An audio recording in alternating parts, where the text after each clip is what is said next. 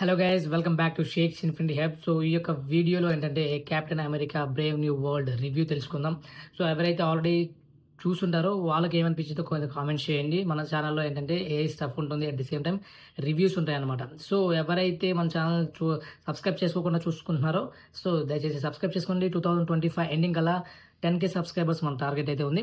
So ఇక రివ్యూలోకి వెళ్తే captain America Brave new world మనకైతే అంటే నాకేమనిపించింది అంటే చూసే కొద్ది ఏంటంటే ఓకే సజెస్టెడ్ అంటే ఒకసారి వన్ టైం వాచబుల్ అనిపించింది. ఎందుకంటే స్టోరీ పరంగా అంతా ఏమి లేదు, elevations and action sequences already మనం చూసినవే చూస్తున్నట్టు.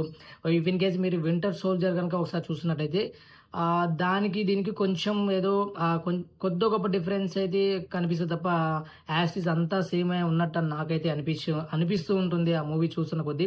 అండ్ దాని తర్వాత ఏంటంటే యాక్షన్ సీక్వెన్సెస్ అంతా ఏం లేవు.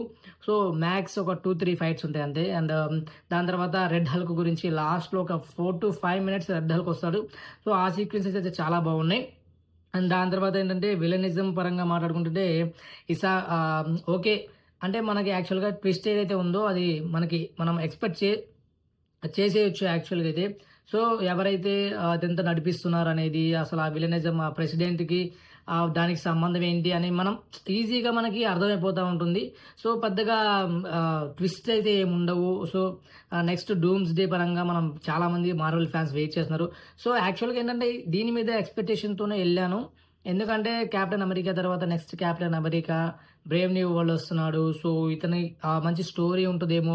అండ్ వన్ మోర్ థింగ్ ఏంటంటే అన్నీ కూడా కొత్త క్యారెక్టర్స్, ఎక్కడ కూడా ఒక ప్రెసిడెంట్ అండ్ మన కెప్టెన్ అమెరికా అండ్ ఈసా ఈ 3 క్యారెక్టర్స్ తప్ప ప్రతి ఒక్కళ్ళు కూడా అన్ని కొత్త క్యారెక్టర్సే. సో దేనికి కూడా ఓకే మంచి స్టార్ట్ చేస్తున్నాము అంటే యాక్చువల్గా ప్రెసిడెంట్ ఏమంటారంటే అవెంజర్స్ని మళ్ళీ గ్యాదర్ చేయాలా అంటాడు. స్టోరీ పరంగా కూడా అంతగా ఏం లేదు.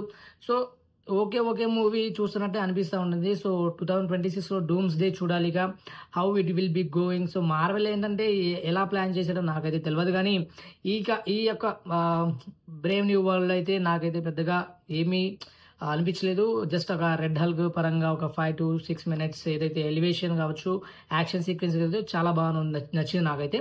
సో ఓవరాల్గా స్టోరీ పరంగా యాక్షన్ సీక్వెన్సెస్ పరంగా అంతగా వావ్ అన్న మూమెంట్ అయితే అనిపించలేదు. ఆల్రెడీ చూసిందే చూస్తున్నాం అన్న ఫీలింగ్ అయితే వస్తుంటుంది. సో మీరు ఆల్రెడీ చూస్తుంటే మీ ఒపీనియన్ కింద కామెంట్ చేయండి. So stay connected with shakes infinity hub. Thank you guys, thank you so much, thank you for watching.